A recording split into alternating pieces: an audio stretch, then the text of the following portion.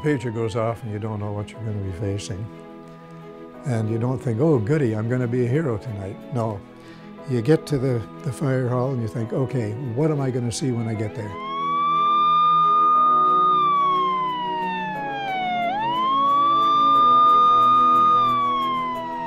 My name is Ted Blight. I was a volunteer fireman with the Sprout Lake Volunteer Fire Department. I retired after about 52 years. I never aspired to be a fireman. You know, some kids grow up, oh, well, I want to be a fireman, I want to do this, that, or the other thing. A fireman was never high on my list. And here I was, 26, and we had just moved here. I thought, oh, I'll go over there and see what's going on. Yeah. I think it was a sense of he's going to protect us if there's ever a fire too, and I was happy to have him join the department. There was many a time when I kind of wished maybe that he would be home, but I understood the importance of what he was doing. Ted volunteered in 1966. At a time when the Sprout Lake Fire Department proudly declared itself the smallest in the world, with a 1943 Jeep named Mabel as a truck, carrying a soda acid tank and hose reel to fight fires. 1966 was also the year when current Fire Chief Mike Cann turned 2 years old. There wasn't a regional district. They had to raise the funds themselves and buy the trucks themselves and make the trucks work and keep the trucks working. So they would work at their day job and then go to the fire hall and work for a couple hours every night. There's more to it than here's a hose, squirt it where the fire is. But we all held hoses, we all went into burning buildings. Holding hoses, fighting fires, but mainly training every week, year in, year out, mastering the skills they needed to protect their community. Whenever that fire alarm went off, and sometimes it would be 2 in the morning, I would get up and not go back to bed until he got home. That's a whole family commitment. The time that's given up, because you never know when the pager's going to go off. You could be having dinner or expected to be going someplace with the family when you have a young family. I look back sometimes and I wonder, how did I have time to do all this? You've got your family, you've got your career, trying to keep things going where I worked. I've got the fire department, which took a fair amount of time, and then we were very active in our church, and I think there's 4 things. But, you know, you get her done. It was part of who he was, that I thought there's a job to be done and I can do it, and it's my, I don't want to say my duty, but no, it's just part of who he was.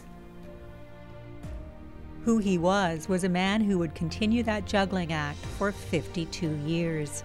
That's over 5 decades of Tuesday night practices, of missing family meals, of working all day and then volunteering for a job that could last all night. All done to protect his community, to ensure that his family and his neighbors would have someone to call when disaster struck. Neighbors like Sue Como, whose home was lost in January of 2014 when a chimney fire spread. I was downstairs in the basement puttering around, and the cat noticed it, and she came back down. He came back down in a strange meow, and I went upstairs. What is it? What is it, Simon? And went up, and I could see the glow of the fire in the ceiling of the corner where this wall joins the ceiling.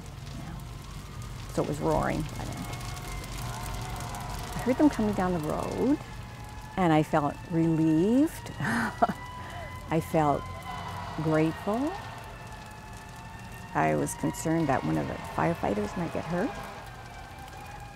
But it was either the captain or the safety coordinator said, don't worry about that. One of the firefighters came to me, so I was over at the neighbors, and she said, is there anything you'd like us to take out of the house? And I said, well, my jewelry box, if you can get it. And so they did. They took out the whole dresser and everything. And then they also saved all the pictures in the photo album. I was very grateful. Anyone who's had emergency responders come to their aid feels that gratitude. But in a small town, which is where many volunteer firefighters work, there's an added poignancy. Almost every call, whether to a motor vehicle incident or a structure fire, is responding to someone the firefighters know, to a friend or even a family member. You never know who you're going to be responding to help out. I think it's just tough on anybody, period. You don't say, oh goody, I'm a volunteer now. As you drive down the road, you can see the whole horizon is filled with smoke, and you can see a glow in the sky, and you think, oh, here we go. What I would pray for the safety, not only for him, but for all the firemen, because sometimes there were dangerous situations where you'd go into a burning building. You know that you're signing up for fire protection. And the more you learn, the more dangers you see and that you're told about. We've had some fairly ugly ones. We've had some ones where you get it done very quickly and there's not a lot of damage. On the other hand, there have been fatalities. And you certainly don't feel like a hero on those days. You go home with a heavy heart. Blight doesn't much like the word hero. None of the firefighters do. They point out the long hours spent on equipment maintenance, the endless training sessions and housekeeping duties. But to the families and neighbors of these volunteers, it's a word that fits. Because they weren't thinking of themselves. They were thinking of others. They were doing their best so somebody else's life wouldn't be destroyed. Pulling people out of burning buildings or freezing cold in the winter, soaking wet, after having worked for hours on a burning building or an ugly car accident or something like that.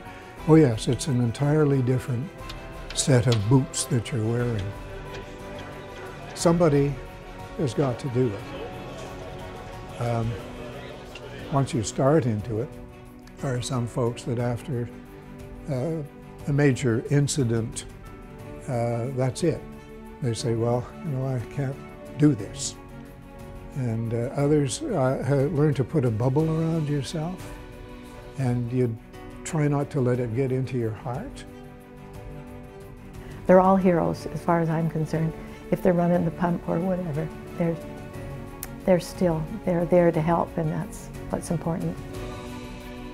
Our men and women are all heroes.